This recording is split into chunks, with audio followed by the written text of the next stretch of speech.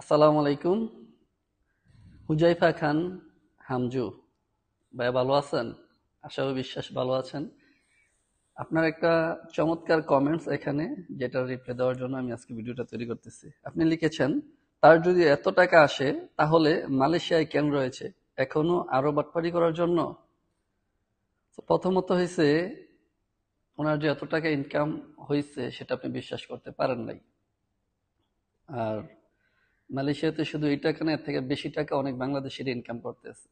৭,৫৯৬ ringgit, এটা কিন্তু বেশি কিছু না। হয়তো যারা মাসে ২,৫০০ ৩,০০০ রিঙ্গিত ইনকাম করে তাদের জন্য বেশি। আবার অনেক বাংলাদেশি আছে ১৫,০০০ ২০,০০০ ৩০,০০০ ৫০,০০০ রিঙ্গিত ইনকাম করতেছে, ব্যবসা করে। তাদের জন্য কিন্তু এটা বেশি অ্যামাউন্ট না। তো আমি, আপনি, আমাদের মতো যারা মধ্যবিত্ত ফ্যামিলির বা আমাদের যারা নিম্ন আয়ের মানুষ, ২,৫০০ থেকে ৩,০০০ রিঙ্গিত বা ৩,৫০০ রিঙ্গিত, তাদের জন্য এটা একটু বেশি। ২ মাসের ইনকাম বা ৩ মাসের ইনকাম। প্রথমত আপনি বিশ্বাস করতে পারেন, এটা আপনার সমস্যা। দ্বিতীয়ত হচ্ছে, উনি এই টাকা ইনকাম করেছেন, ইনকাম করলেই দেশে যেতে হবে, এটা তো বাধ্যতামূলক না। আর মালয়েশিয়ায় থাকলে যে বাটপারি করবে, এটা এটাও তো ঠিক না, তাই না? তো আপনি সম্ভবত মালয়েশিয়ায় থাকেন, আপনি মালয়েশিয়া একটু খোঁজ নিয়ে দেখেন যে অনেক বাংলাদেশি যারা প্রত্যেক মাসে লক্ষ লক্ষ রিঙ্গিত কিন্তু ইনকাম করতেছে।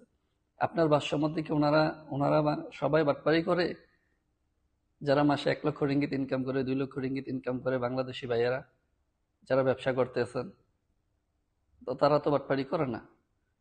তাহলে ওনারা যদি ১ লক্ষ রিঙ্গিত ইনকাম করে, ১.৫ লক্ষ রিঙ্গিত মান্থলি ইনকাম করে মালয়েশিয়ায় থাকতে পারে, তাহলে আরেকটা ভাই কেন ৫,০০০ ৭,০০০ রিঙ্গিত ইনকাম করে মালয়েশিয়ায় থাকতে পারবে না? তো কে কোথায় থাকবে না থাকবে, এটা যার যার ব্যক্তিগত বিষয়। আপনি কেন মালয়েশিয়াতে আছেন? নিশ্চয়ই একটা ভালো কর্মসংস্থানের জন্য এসেছেন, ভালো ইনকামের জন্য এসেছেন। আমরাও মালয়েশিয়াতে আছি ভালো একটা ইনকামের জন্য। সো কখনো কাউকে আন্ডার এস্টিমেট করার আগে অবশ্যই তার সম্পর্কে ভালোভাবে জেনে নেবেন, তার ব্যাকগ্রাউন্ড একটু ভালো মতো জেনে নেবেন। কে কোন ব্যাকগ্রাউন্ড থেকে এসেছে, কে কোন সিচুয়েশনে এসেছে আমরা কিন্তু জানি না।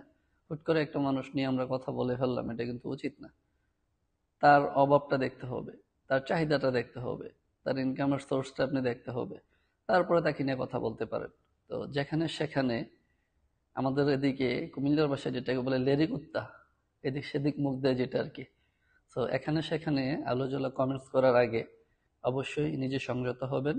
তাইলে একটা কথা আছে কি, ব্যবহার বংশের পরিচয়।